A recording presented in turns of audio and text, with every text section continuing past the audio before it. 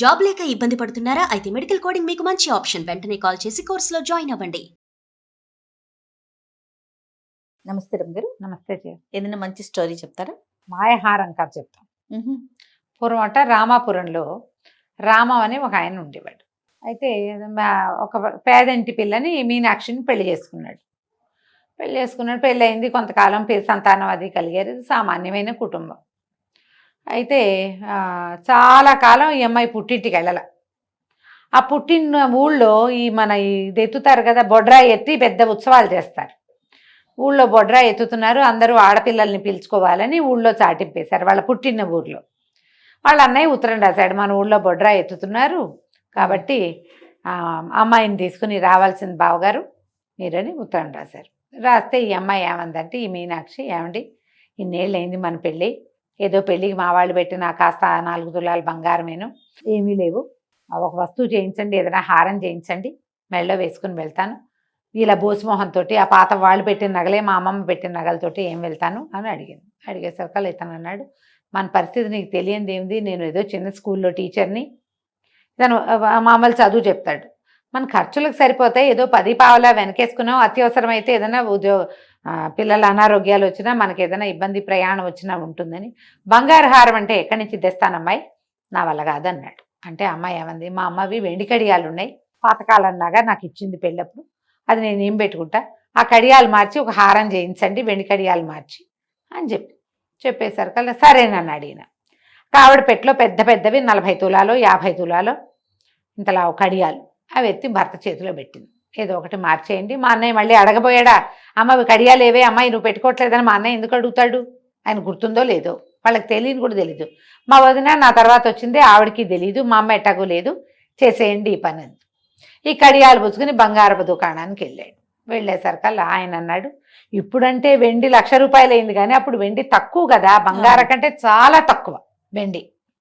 ఆయన ఏమన్నాడు, బాబు ఈ కడియాలు తీస్తే మీకు బంగారం రాదండి, ఓ పని చేయండి, అసలు బంగారం మీ వల్ల కాదు, నకిలీ హారాలు ఉన్నాయి మన దగ్గర, మాయహారాలు, ఈ వెండివి నాకు ఇచ్చేయండి, మీకు మాయహారం వచ్చి మీకు డబ్బులు కూడా వస్తాయి కొంత, వెండి ఖరీదు కదా, మామూలు నకిలీ వాటికంటే వెండి ఖరీదు, వెండికి రేటు కట్టి ఇచ్చేస్తా, డబ్బులు మీ దగ్గర పెట్టుకోండి, మాయహారం రేటు ఇవ్వండి, చక్కగా ఉంటుందండి, ఈజీగా 10 సంవత్సరాలు పెట్టుకోవచ్చు, అది అసలు మాయదు, ఎక్కువ కాలం బాగుంటుంది అని చెప్పాడు. చెప్తే ఇతను ఏం చేశాడు, కామ్గా సరేనని ఆ వెండి వస్తువు అమ్మేసి మిగిలిన డబ్బులు జేబులో వేసుకుని ఆ నకిలీ హారం ఒకటి ఇంత పెద్దది తలతల్లాడేది పట్టుకొచ్చాడు.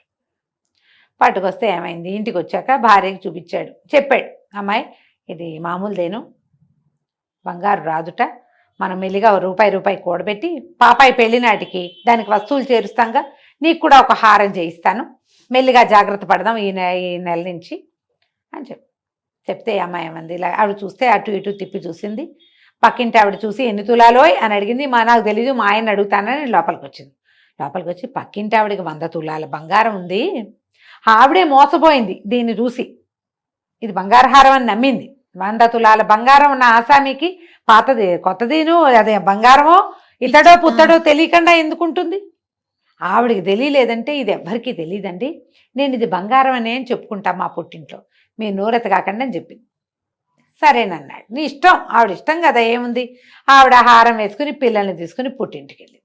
పుట్టింట్లో వాళ్ళ అన్నయ్య మాధవుడు, వాళ్ళ వదిన రుక్మిణి, ఆడబడుతూ మెళ్ళో పచ్చగా మెరమెరలాడుతున్న ఈ వస్తువు చూసేసరికల్లా రుక్మిణికి ఎంత వచ్చిందో లోపల కడుపులో దుఃఖం, అమ్మో ఇంకేముంది, ఇంతంత బంగారం కొనేసుకుంటున్నారని. ఆ రాత్రి పడుకున్నాక ఆడపడుచు నిద్రపోయాక ఈవిడ పోయి గదిలో మొగుడు దగ్గర కూర్చుని, ఏమండి మీ చెల్లెల మెళ్ళలో చూడండి ఎంత బాగుందో నువ్వు వస్తువు, మరి నాకు కూడా చేయించండి ఒక హారం అని అడిగింది. అడిగితే అతను అన్నాడు, మన దగ్గర ఎక్కడవే, ఇతనేదో చిన్న రైతు, ఇతను పాఠాలు చెప్తాడు. ఆ అమ్మాయి ఏం చెప్పింది, జమీందారు గారు అబ్బాయికి పాఠం చెప్తే గురుదక్షిణగా వాళ్ళు బంగారు కాసులు ఇస్తే బంగారు కాసులతో మా ఆయన హారం చేయించాడని చెప్పింది.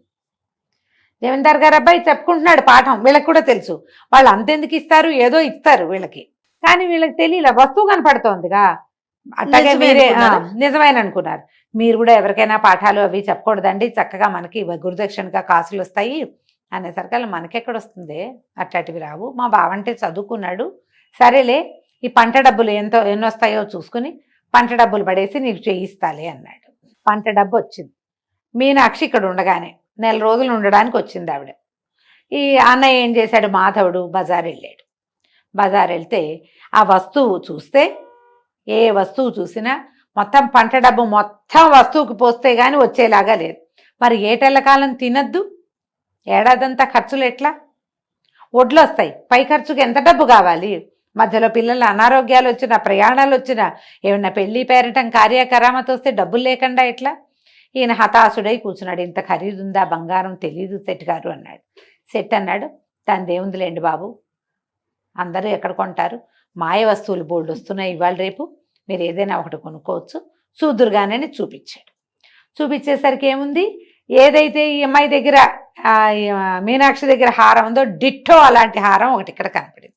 ఇవి బంగారులో కూడా దొరుకుతాయండి అంటే, బంగారంలో కూడా చేయించుకోవచ్చు బాబు ఉంటేను, లేకపోతే ఈ హారం వేసుకోవచ్చు, ఇదేమీ తెలియదండి, 10 ఏళ్ళు ఉంటుంది అన్నాడు శెట్టి గారు. ఆ ఊళ్ళో శెట్టి గారి దగ్గర ఉంటే ఈ ఊళ్ళో శెట్టి గారి దగ్గర ఉండవా నగ? సేమ్ నగ ఉంటుందిగా. అతను ఏం చేశాడు, కొనుక్కొచ్చేసాడు.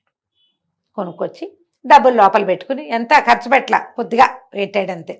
భార్య చేతులు పెట్టి, ఏమైంది మెళ్ళో వేసుకో, ఇది పిచ్చిది, నువ్వు బాధపడబోక, నువ్వు ఉంచుకో, మీదటికి ఇప్పుడు కొద్దిగా డబ్బులు పక్కన పెట్టి ఒక 2-3 ఏళ్లలో, ఒక 3-4 ఏళ్ళు కాస్త కాస్త దాస్తే 4 ఏళ్లలో వస్తుంది, అప్పుడు పాపాయి కూడా ఏమైనా చేయించవచ్చు అని భార్యని ఒప్పించాడు.